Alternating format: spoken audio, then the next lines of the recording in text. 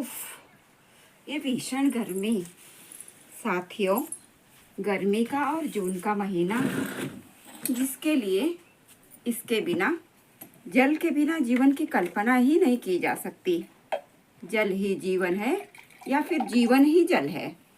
इसका दूसरा नाम अम्बुज, जलज, तोयज, अनेक नामों से इसे पहचाना जाता है। साथियों, यह एक ऐसा संसाधन है जिसका नवीनीकरण किया जा सकता है। 1/4 हिस्सा पृथ्वी का पानी से भरा हुआ है, जिसमें से 97.3 लवणीय जल है। 2% 2.7 अलवणीय जल है।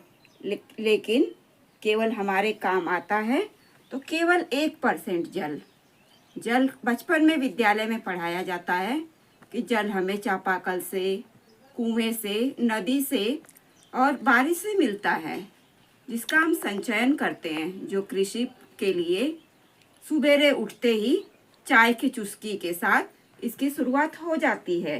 खेती करो तो पानी, मवेशियों को पानी, कपड़ा धोना है तो पानी।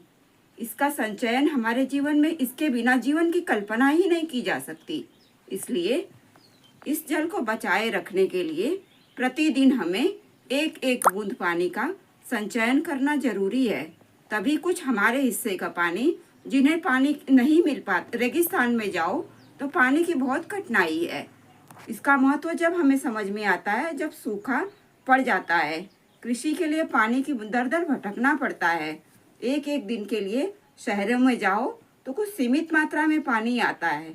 गांव में तो भी हम मर्यादित पानी का इस्तेमाल कर लेते हैं। पानी का संचयन हमारे जीवन में बहुत जरूरी है। कहते हैं ना, बूंद बूंद से घड़ा भरता है।